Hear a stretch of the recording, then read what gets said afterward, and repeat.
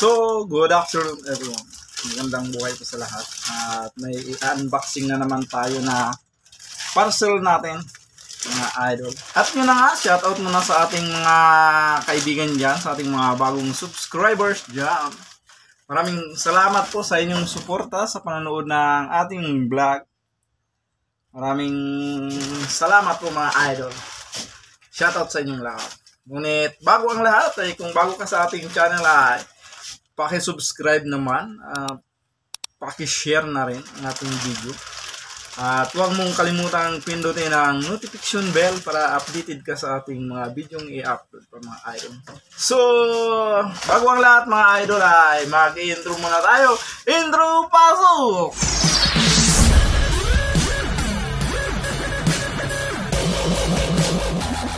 Yan o, ito na nga mga idol at bubuksan na natin ang ating pangmalakasang parcel. Ang makakahula kung ano ito ay mananalo ng Gcash. Ngunit bubuksan ko na bago niyo hulaan ng lahat. Yun. Ito ay ang mahiwagang fishing rod ni Kuya Rams Vlog. At tayo ay babalik mulit sa ating pagbablog, pag-fishing vlog mga idol. So sa mga nag-aabang dyan ng ating fishing content, tayo ay muling magbabalik sa ating fishing content. Ang hirap gumawa ng ibang content ngayon kasi wala tayong gaanong labas-labas. Yun o, mga idol. Ito ay, may kasama na rin siyang nylon mga idol. Makita nyo, may nylon na kagad siya. Tulad din to ng mga dating, may previous video na rin tayo na unboxing na ganitong fishing rod. Ililink ko na lang sa baba kung gusto nyo pang mapanood. Kasi matagal na yun yung video na yun. Para rin natin. Mapanood ulit. Yun o, ready to fight na kagad siya mga idol. Ready to use na kagad siya mga master. Ito ang kanyang fishing gear. At ito ang kanyang rod. Na siguro to ay mga mahaba-haba rin siya. Within 1 meters lang siya. Isang dipa lang siya mga idol. Pero pwede na rin siguro to. Ililink ko na lang dyan sa baba yung mga previous video natin na unboxing ng fishing rod.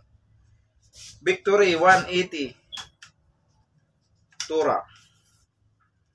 Sana'y matagal natin siyang magamit.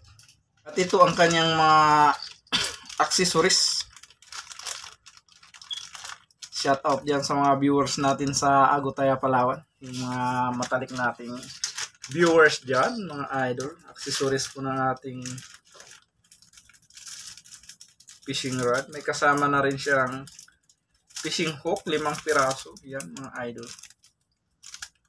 Ready to ready to use. May kasama rin siyang swivel. Swivel ba tawagin niya? Ito ay, hindi ko alam kung ano ito. Tapos, ito rin, may kasama siyang dalawang pataw-pataw. Ito ang kanyang floater. Gagamitin natin yan sa pag-floater ng ano ba itong iba? May kasama pa siyang kahoy-kahoy. Bakit ganito? Doon sa niya ay wala mang kahoy-kahoy. Ito siguro yung pain niya. Hindi ko alam kung ano yan. Paki-comment nyo sa baba kung alam nyo. Ito rin ito ginagamit sa to eh. Pamain siguro to sa feeds. Parang amoy feeds. Mga idol.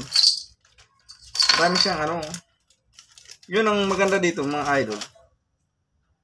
Yan, may mga sabitan na siya na kasama.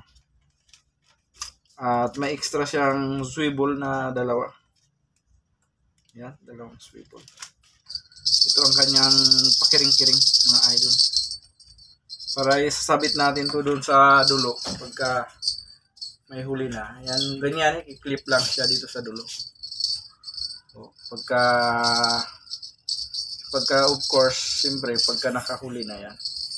Halimbawa dito, i-clip natin yan dyan. Kung nakahuli na siya, magtutunog-tunog siya. ito ang purpose nito. So, yun no. Thank you so much sa inyong mga suporta dyan mga idol. At ito may kasama pang tingga number 10.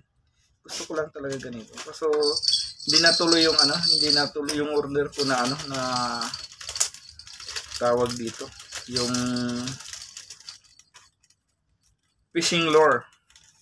So, abangan nyo ang ating mga fishing vlog sa mga susunod na araw. Dahil dumating na ang ating fishing rod.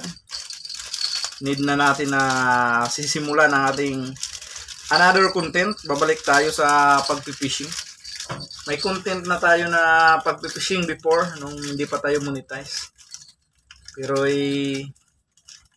natigil kasi yun na punta tayo sa dry dock sa Manila. So, kaya hindi na tayo nakapag-fishing vlog.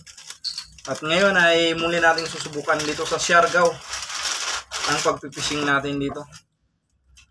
Fishing adventure with Kuya Rams Vlog. So, don't forget to like, share, and subscribe naman dyan mga idol. Thank you so much sa inyong suporta. Maraming salamat po. Bye-bye! Hanggang sa muli kaibigan, maraming salamat po. Kita-kita tayo sa susunod nating vlog.